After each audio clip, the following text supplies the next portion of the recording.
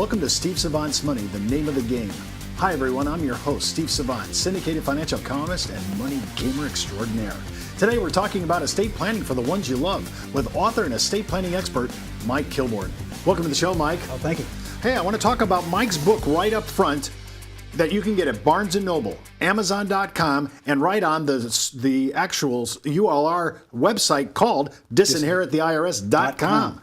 And Mike's put together an anthology. A lot of the people say, hey, Mike, this is really heady stuff for advisors, but there's a lot of good information that a consumer can read from this. Absolutely. I mean, I've got a glossary in the back that defines all kinds of terms that you hear every day, and you go, my goodness, what does that mean? And they can go right to the glossary and take a look at the glossary and find the answer. This is his third edition. He's been doing this. So many advisors read this book to understand the planning tactics that we're going to talk about. Mike, let's talk about it because you keep saying, especially now, seniors. I mean, oh my gosh, Mike, you and I are baby boomers. Right. Are we seniors now? I mean, that's scary. It's scary. During the next 30 to 40 years, boomers, us, are expected to pass, get this, $30 trillion to the next generation. And by the way, this is above the $12 trillion that is passing from our parents to us. So we're talking about a lot of transfer here. Wow. And it amazes me that 55% of the people who died last year did so without a will, without a trust, without any planning at all, and they relied on the state's document. They died intestate, and that is a terrible way. People would turn over in their graves if they knew what happens with the state's plan for their assets. So how do you get started? Yeah. Well, yes, the who, what, where, when, why, and how. That's so simple. So basically, you determine the size of your estate, calculate the taxes, determine who you want to get those assets, determine how you want them to get those assets, develop a plan that make it a living plan, by the way, and I'll discuss that. And don't procrastinate, because the biggest villain in estate planning is not the IRS. It's procrastination. And proper planning allows you to give what you have to whom you want, when you want, and in the way you want, and at the same time pay the least amount of court costs, attorney fees, and estate tax as possible. Isn't that what you want? That's what I want. All right. So where do we start? Well, after you get all those things together that I mentioned, then I would say you want a revocable living trust, which is no big deal.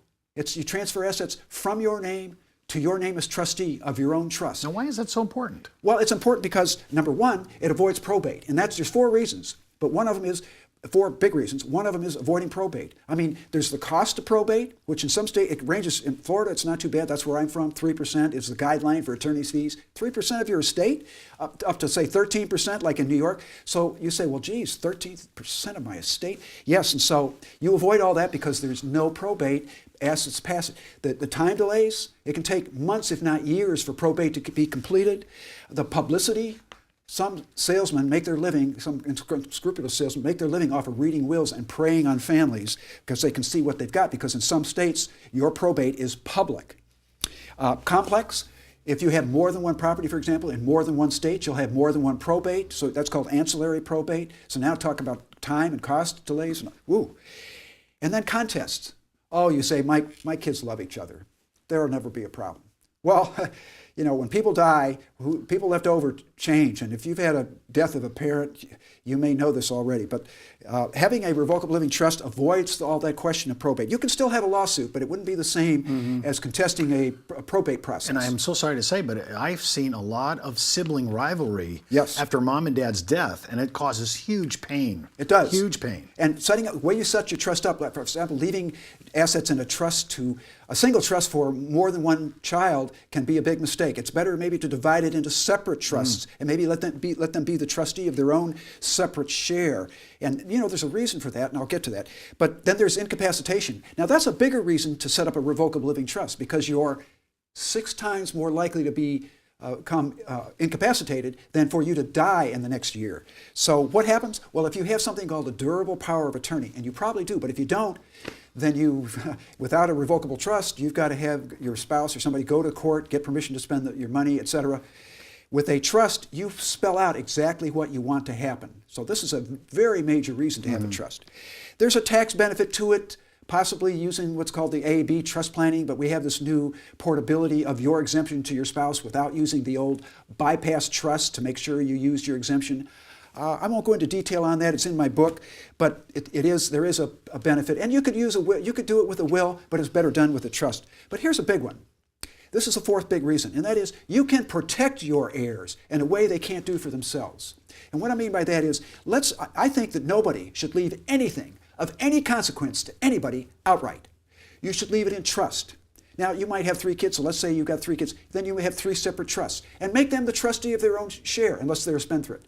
And if you want, you can make a co-trustee with them, and so let them choose them and be able to fire them and rehire another. But by doing so, they have control of what they have. And they can have the income from their trust and the principal if they need it for health, education, maintenance, and support, which is virtually everything. Technically, they're not supposed to be able to go to Las Vegas and put it on the dice table, but they could even get away with that. So people say, well, Mike, why bother with a trust? And here's the answer. Whatever's in trust is free from the claims of creditors, free from predators, and free from divorce. And if we did it right, and they don't spend it all during their lifetime, whatever's left over will go on to their heirs, your grandchildren perhaps, without another layer of tax in their estate. I mean, what could be more powerful? Why would you leave anything outright if what I just said was true? You wouldn't. So look at your plan and maybe consider making a change. When we come back from the break, we're going to continue on some of the estate planning ideas and some of the good things you just went through. That was a great list. Right after the break. It's not how much money you make, it's how much money you keep.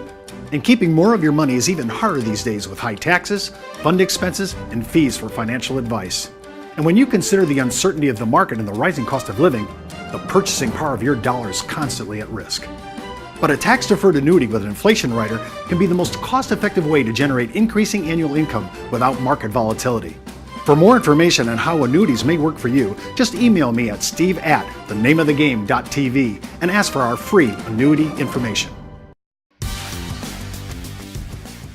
Well, welcome back to our second segment with Mike Kilborn, CLU CHFC. You say, Steve, what are those? Those are credentials that we use in our industry to identify people who are charter financial consultants as well as charter life underwriters. And it's important sometimes to look at that advice because we're giving a lot of information. You say, Steve, I don't know how I'm going to keep this straight. You want to get an advisor. And Mike is an actual instructor via his platform speaking and his book, Disinherit the IRS, which you can find on that exact address, disinherittheirs.com. You can buy it at Barnes & Noble as well as Amazon.com. Everything in here is just power-packed, and it's really good information, and most of this is pretty readable. You'd think, well, I have to be deep. But the vocabulary and the glossary in the background are just really, in the back of the book, are really helpful. And if you forget, I forgot what he said, what does that mean? You can go right back there. It's a great tutorial, great basic idea. Yeah, don't die till you read this book. Don't die till you read. That's true. Now, walk me through some of the basic planning documents here. All right. Well, in the previous session, we talked about a revocable living trust, which I think everyone should have. We talked about how important it was and how you should leave things in trust through your living trust, which is your will. It becomes your will. And so now you say, well, Michael, if that's true, the next document I'm going to suggest that you have is something called a pour-over will. And you're going to say, well, why? You just said that the trust is my will. Well, let's suppose you forgot to put something in the trust. Unfortunately, that will have to go through probate. And the pour over, that's what it says. It'll tell the probate court, pour it over into the trust. And because the trust is your will, it's your loving instructions. But if you properly fund your trust, you won't, the pour over will isn't needed. You can, when you die, no one will even look at it because everything's properly funded in your revocable trust and there's no probate. Another document that's very important is a durable power of attorney. Well, again, a revocable living trust pretty much handles that because when a durable power of attorney works while you're alive, but you're incapacitated, let's say. Well, if you're incapacitated, your alternate trustee, maybe your spouse, takes over and handles things. But suppose you left something out of your revocable living trust. It sits out here, and it's still in your name. Well, with a durable power of attorney, or maybe you can call it a special power of attorney that is just for funding, and it allows your spouse to, just for funding, to fund it into your trust because now your spouse is in charge of things because you're incapacitated, and now everything's in your trust, and should you die, it's all handled. There will be no probate. So having a durable power of attorney is the third of the three documents. Revocable living trust, pour-over will, durable power of attorney, and then you want a living will, in my opinion, because it specifies whether you would like to be kept on artificial support or you want to pull the plug. I mean, my father-in-law, he had a terrible stroke and he was brain dead, and his family, after a few days, he was on a machine and probably would have lasted for a long time, but they made the decision to pull the plug because it was just a waste, and he died a natural death about 24 hours later. A living will is an important document. And then there's a healthcare surrogate. And that's what we call it in Florida, but it's also called a healthcare power of attorney. And everybody wants that because if you can't make the decision for a healthcare decision, you've got to have someone to make that decision for you. And so you oftentimes give that to your spouse or family members to help make those healthcare decisions. That is a very important document, and you want to make sure you have that. And usually, when the attorneys do the revocable living trust, they almost automatically go to those documents. And the last one is HIPAA form. HIPAA is, you often hear it's a tax law, it's an authorization form that many of us sign at our doctors to allow our doctor to release our medical records. But what about releasing records to your family in case you're in the hospital and they've got to call another city to get those documents? Well, if you have a HIPAA form, sometimes built into your healthcare surrogate, healthcare power of attorney, that allows your spouse, for example, to get those documents to the right doctor. So you want to have that built in, a HIPAA form.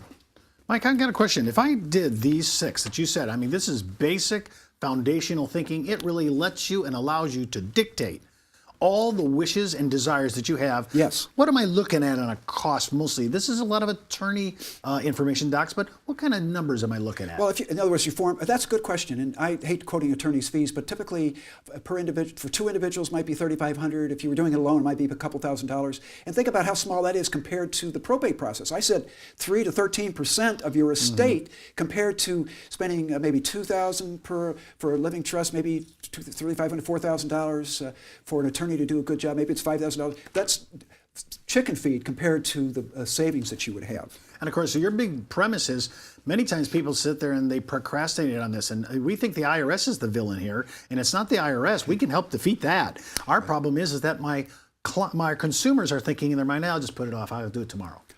Oh my God, procrastination. The biggest villain in estate planning is not the IRS. It's procrastination. Now, just so you know, you need to make sure the members of your team to help you put this plan together is an attorney typically, and look for one that specializes in estate planning. Not someone that has it as a ancillary to their regular law practice, but someone that specializes. And typically, large law firms always have someone that specializes. And you want a CPA in the formula, your CPA, and of course you want a financial planner if you can have it. Bring in a financial planner, preferably someone that has the right designations, like a CHFC, CFP, Certified Financial Planner, Chartered Financial Consultant, and then, of course, there's CLU, Chartered Life Underwriter. Those are the key designations to look for. But for sure, don't procrastinate. Again, remember, you can get Mike's book, Disinherit the IRS, on disinherittheirs.com, Barnes & Noble, and Amazon.com. Well, that's our show for today. I want to thank Mike Kilborn for being my special guest and today's money mentor. And before moving forward with any of the ideas on our show, always consult your tax advisor and your legal counsel. And as the good Reverend John Wesley once said, make all you can, save all you can, give all you can. I'm Steve Savant. We'll see you next week.